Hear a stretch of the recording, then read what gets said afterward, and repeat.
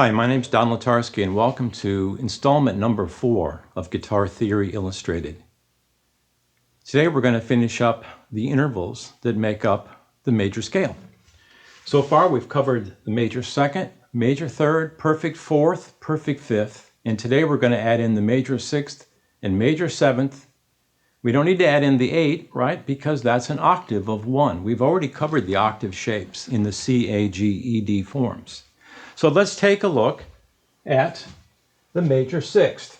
First of all, let's build the system up a little bit. 1, 2, I'll put our major third interval there. 3, 4, perfect fourth, straight across, and fifth is where we left off. We know that there's a whole step between the fifth and sixth intervals because we know the formula, right, for the major scale. Half step between 3 and 4 and 7 and 8. So between 5 and 6. So I could put a 6 right up here above the fifth. It's a little bit hard to get to. It's not impossible. Let me take these away and show you a really common sound. Let's use for the sixth. Blues shuffle, right? Fifth up to the sixth.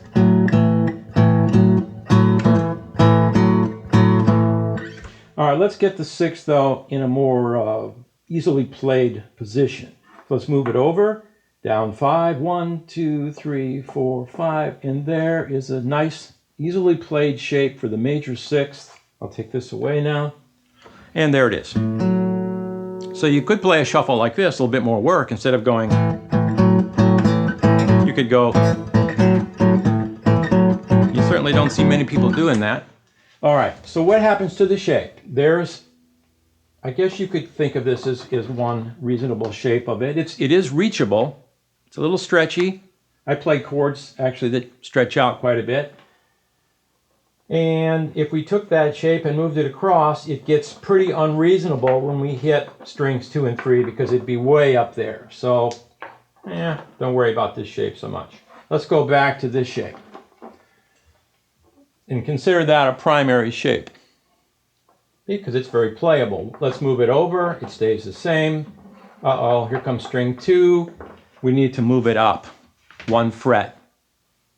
Straight across then. Great shape. It's going to stay that way when we get over here. Very common sound in blues. When you hear blues turnarounds, they go like this. And this is a slightly different shape. But anyway, that's it. Anyway, that works out pretty well. So that's the major sixth. I'm going to put this back in there. And let's get our seventh in there. The seventh is probably one of the easiest intervals to find on the guitar, the major seventh. Here's why. Let's do an octave shape. That's an octave. The seventh is always 1/2 step below the octave. So if you know your octave shapes, which I hope you do, because they're extremely important, go back a 1/2 step from the octave. The major seventh is actually a fairly dissonant interval. It's got quite a bit of tension in it. Check this out. That's a major seventh sound. You might think you're not going to need that, but you are. It's all by itself. Sometimes intervals can be extremely hard on the ear if you're not used to that sound. But when they're sandwiched in the middle of a chord or a scale or an arpeggio, they actually sound really good. So the major seventh is there. We could also find another form of it. We haven't done this yet, but we could also find another form of any interval by playing an octave higher version of it. So there's an octave higher version, isn't there, of that? And what that means is that from here up to there is another major seventh interval. And it's a different shape, too. But let's not get too far ahead of ourselves. There's a major seventh. And let's move it across the fingerboard and see what happens to it. So that's one of our primary forms. Stays the same here on 5 and 3. But when 2 gets involved, again, it's going to have to go up 1. I love that sound. And that stays the same when we get over to here. So that's the other primary form. That's the second form. And let's go back and review that other one now. Let's put an octave in. There's a seventh, and then let's put an octave above that. And if I'm doing this correctly, this should be right. This is the E form of the octave shape, and there is the other shape that we want. Let me unclutter that a little bit. So there's the other shape of the seventh, and it sounds like this. Same as here. Sorry.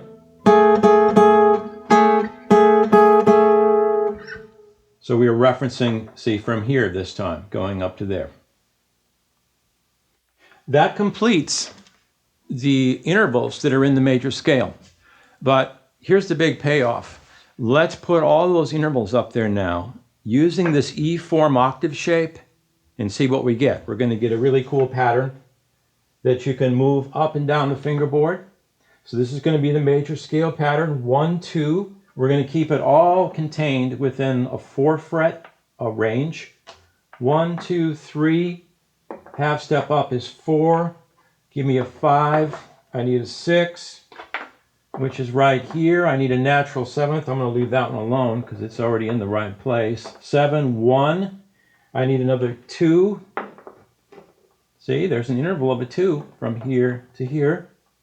I need another 3, which should be about here, major third interval from here to here. 4. Straight across 4, just like this. I need a 5. A 6 would be nice, and there's a 7 already in place, and there's my octave. This would be called a 2-octave major scale movable form using the E form. It's great, isn't it? Because now, depending on what this root note is, I guess you could also say depending on what that one is or this one, they all have the same letter name. In this case, they're on the 5th fret. Open E string, F is at the 1st fret, G is at the 3rd, A is at the 5th. So this is A major scale.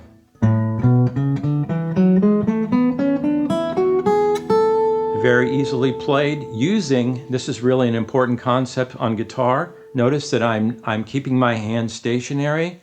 My thumb is kind of in this classical guitar position, not in what I call rock and roll or blues, which I love, by the way, this thumb over position. But I'm going to keep it back here so I can spread my fingers apart very easily. And I'm going to use something important called 1 finger per fret. Any note that's on the 4th fret is going to get played with my index finger. Any note at the 5th fret will be covered with my 2nd finger. My 3rd finger will be here at the 6th fret. My 4th finger will take care of the notes at the 7th fret. So it goes like this. I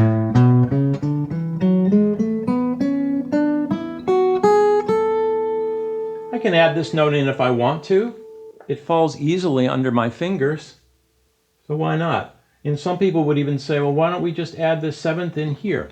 We're going to talk about that later, but when we do add a note below the root note, it changes our perception of the scale because the way we perceive scales is from the bass note on up. In other words, our ear is doing this interval calculation. It's almost like it's producing a certain emotion. It's going on in the background. But if I change the bass note, we now create a different set of intervals, and that changes our perception of that group of pitches. It's very interesting stuff. But for now, let's just leave this by itself so all these intervals become very clear to our ear, right? Now, it's not a very musical way to play it, but it's just a technical, raw sort of approach to it. That's a good place to stop for today. Your homework needs to be that you memorize, of course, these new major 6th and major 7th forms, but also this scale, because it's really useful. We can slide it up and down the fingerboard. Thanks for joining me on lesson number 4. I look forward to seeing you back here again real soon. Take care.